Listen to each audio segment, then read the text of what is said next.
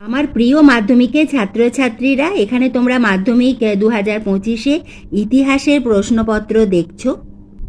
আজ আমি তোমাদের আলোচনা করব যে তোমাদের বিভাগ উ, যেখানে 5-এর দাগেতে তোমাদের প্রশ্নমান 8 মার্কসের তোমাদের একটি প্রশ্নের উত্তর লিখতে হবে এবং সেটি 15 থেকে 16টি বাক্য এখানে দেওয়া থাকে, কিন্তু এখানে তোমরা 20 থেকে 21টি বাক্যে লিখলেও কোনো অসুবিধা নেই।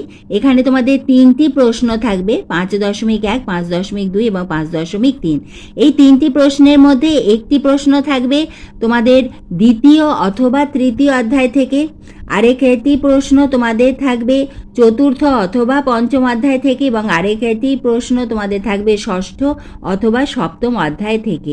এবং এই যে প্রশ্ন থাকবে 3টি প্রশ্নের মধ্যে তোমাদের যে কোনো একটি প্রশ্নের উত্তর লিখতে হবে। এবার আমি তোমাদের বলি যে তোমরা প্রশ্নের উত্তর কিভাবে লিখবে এবং তারপরে আমি তোমাদের বলবো যে তোমরা কিভাবে রেডি করবে। তোমাদের যে প্রশ্ন থাকছে, আমি মনে করি যে তোমরা যখন উত্তর লিখবে 8 মার্কসের উত্তরের জন্য মেনলি তোমরা বাংলা রচনাতে যেভাবে আমরা ভূমিকা এবং যে টপিকস দিয়ে আমরা লিখি ঠিক সেইভাবেই আমাদের রচনাতে 10 থাকে, এখানে 8 আছে, ঠিক সেইভাবেই আমাদের কিন্তু পয়েন্ট করে লিখতে হবে, তাহলে কিন্তু তোমরা খুব ভালো নম্বর পাবে।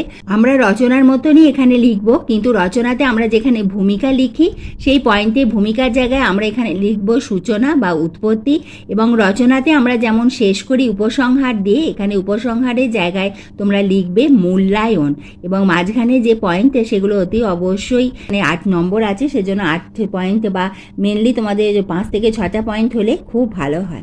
এবার আমি তোমাদের বলি তোমরা কিভাবে রেডি করবে। তোমাদের দ্বিতীয় অথবা তৃতীয় অধ্যায় থেকে একটি প্রশ্ন থাকছে এবং চতুর্থ অথবা পঞ্চম অধ্যায় থেকে একটি প্রশ্ন থাকছে। সেজন্য তোমরা 8 মার্কসের জন্য যদি দ্বিতীয়, তৃতীয়, চতুর্থ এবং পঞ্চম এই 4টি চ্যাপ্টার যদি খুব ভালো করে রেডি করে নাও, তাহলে শুধু তোমাদের 8 মার্কসের জন্য না, তোমাদের 4 মার্কসের এবং 2 মার্কসের কোয়েশ্চেনের জন্য কিন্তু তোমরা খুব ভালোভাবে রেডি হয়ে যাবে। এবং তোমাদের 8 মার্কসের যে প্রশ্ন তোমাদের প্রথম এবং অষ্টম অধ্যায় থেকে কিন্তু কোনো প্রশ্ন এখানে থাকবে না।